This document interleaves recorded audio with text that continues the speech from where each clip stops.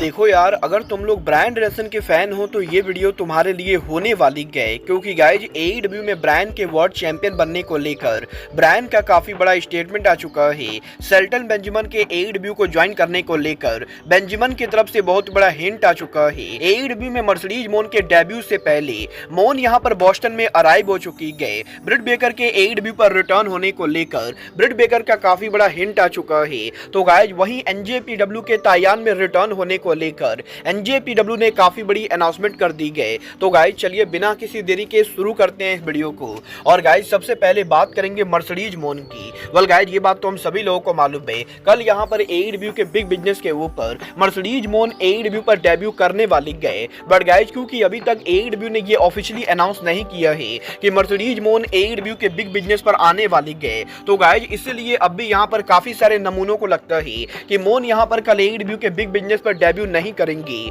Well guys Boston में Mercedes मोन के होम टाउन के ऊपर टीडी गार्डन में एईडब्ल्यू के बिग बिजनेस से पहले आज यहाँ पर मर्सिडीज मोन ने सोशल मीडिया के ऊपर बॉस्टन से उनके पिक्चर को शेयर किया है। और गाइज बेसिकली मर्सिडीज मोन ने ये कंफर्म कर दिया है कि वो यहाँ पर उनके होम टाउन बॉस्टन के अंदर अराइव हो चुकी है। और गाइज यहाँ पर एईडब्ल्यू के बिग बिजनेस के कुछ घंटों पहले मर्सिडीज मोन का बॉस्टन एरिया से पिक्चर को पोस्ट करना डेफिनेटली कहीं ना कहीं मर्सिडीज मोन का ये हिंट देना है कि वो यहाँ पर कल एईडब्ल्यू के बिग बिजनेस पर डेब्यू करने वाली है। वेल गाइज यही मर्सिडीज मोन के सोशल मीडिया पर इस पोस्ट के बाद अब एईडब्ल्यू में मर्सिडीज मोन के डेब्यू से पहले फाइनली यहाँ पर एईडब्ल्यू को मेन स्ट्रीम मीडिया के अंदर काफी ज्यादा कवरेज मिल रही है। गाइज आज यहाँ पर अमेरिका में न्यूयॉर्क पोस्ट के द्वारा फाइनली यहाँ पर एईडब्ल्यू को लेकर एक पोस्ट डाला गया, जहाँ पर न्यूयॉर्क टाइम्स ने मर्सिडीज मोन के एईडब्ल्यू के डेब्यू को लेकर हेडलाइन डाली गई। और गाइज यहाँ पर न्यूयॉर्क टाइम्स के ऊपर मर्सिडीज मोन को एईडब्ल्यू के वुमेन डिवीजन का गेम चेंजर कॉल आउट किया गया है। और गाइज यहाँ पर सीएम पंक और ब्रायन के डेब्यू के बाद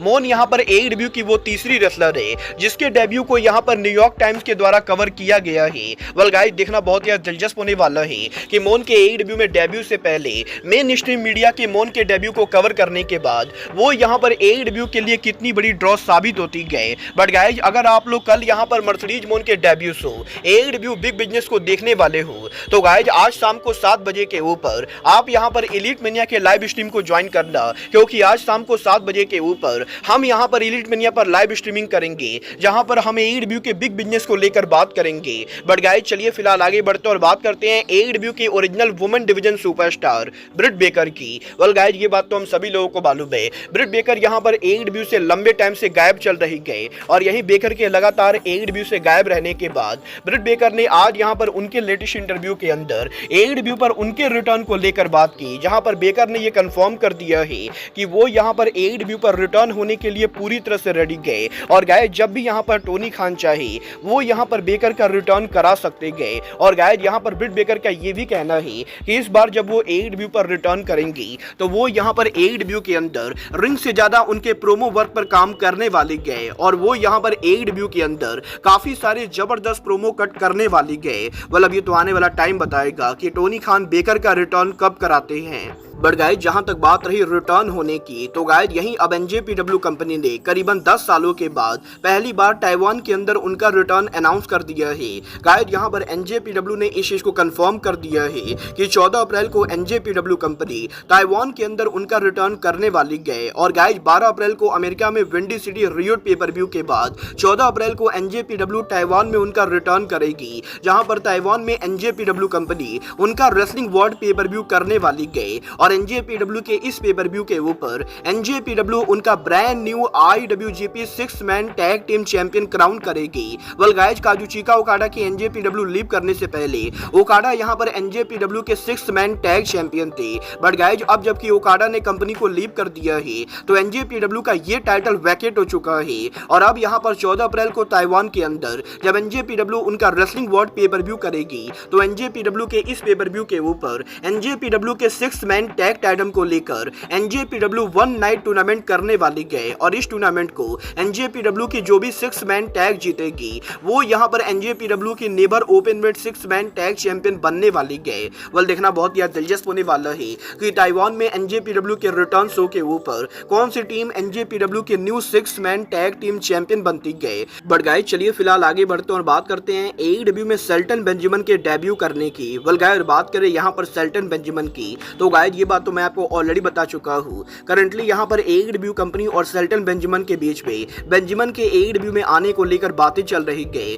और गाइस यहाँ पर बेंजामिन के AEW में डेब्यू करने से पहले ही AEW के 6 man tag team champion Max Caster ने यहाँ पर सोशल मीडिया पर काफी बड़ा बवाल कर दिया है। बट गाइस यही सोशल मीडिया पर इस पूरे ड्रामे के बाद अब फाइनली शेल्टन बेंजामिन ने उनके लेटेस्ट इंटरव्यू के अंदर AEW कंपनी पर उनके पॉसिबल अराइवल को लेकर बात की, जहां पर बेंजामिन ने यह कंफर्म कर दिया है कि वो यहां पर AEW कंपनी को ज्वाइन करने के लिए पूरी तरह से ओपन है और डेफिनेटली यहां पर AEW कंपनी चाहे तो वो यहां पर AEW को ज्वाइन करना चाहेंगे, क्योंकि गाइस AEW के अंदर दो ऐसे रेसलर्स हैं जिनको यहां पर बेंजामिन ड्रीम मैच में फेस करना चाहते गए और ये दोनों ही AEW के newest signing rainmaker Kazuchika Okada और एरियल असेसन विल ऑस्प्रे गए। और गाइस यहां पर बेंजामिन का ये कहना है कि वो यहां पर पिछले काफी लंबे टाइम से ऑस्प्रे के करियर को फॉलो कर रहे गए और गाइस बेंजामिन ये बिलीव करते गए कि आज के टाइम पर ऑस्प्रे यहां पर दुनिया के सबसे बेहतरीन रेसलर है और इसीलिए बेंजामिन ऑस्प्रे के साथ रिंग शेयर करना चाहेंगे। तो गाइस वही काजुचिका ओकाडा वो रेसलर है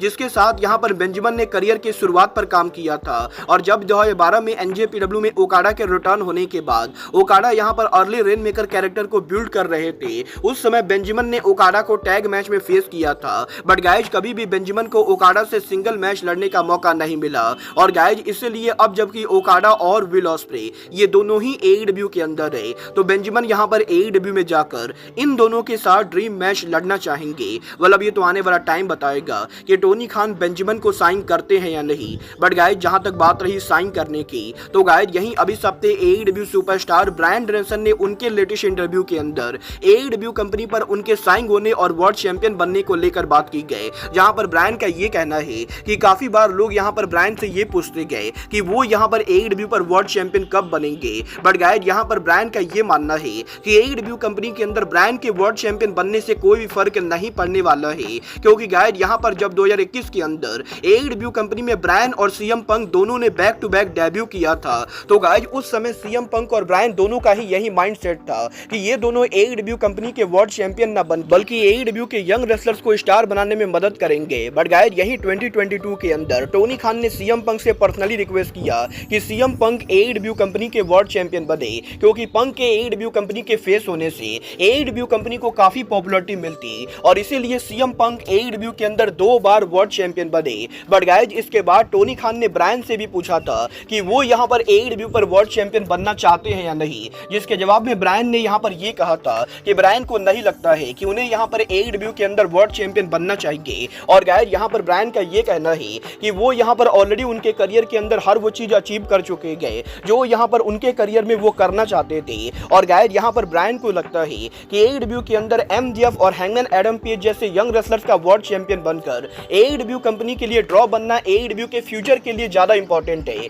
क्योंकि गाइस यहाँ पर ब्रायन आज नहीं तो कल रिटायर होने वाले गए। बट गाइस अगर यहाँ पर AEW के up and coming wrestlers world champion बनते गए और उनके वर्ल्ड चैंपियन बनने के बाद वो यहाँ पर कंपनी के लिए ड्रॉ साबित होते गए तो गाइस ये यहाँ पर AEW के लॉन्ग टर्म फ्यूचर के लिए बेटर होने वाला है। और गाइस इसीलिए अब भी यहाँ पर AEW के अंदर ब्रायन का AEW कंपनी के वर्ल्ड चैंपियन बनने का कोई भी प्लान नहीं गए। वेल गाइस मैं यहाँ पर डेफिनेटली AEW के अंदर कम से कम एक बार तो ब्रायन को वर्ल्ड चैंपियन पर देखना चाहूंगा। बट गाइस आप लोग ब्रायन को AEW के वर्ल्ड चैंपियन के तौर पर देखना चाहोगे या नहीं, आप लोग मुझे कमेंट करके बताइए। बट गाइस अब आज के इस वीडियो में बस इतना ही, मैं मिलता हूं आपसे अपने अगले वीडियो में। बट गाइस तब तक के लिए goodbye, good night and bang.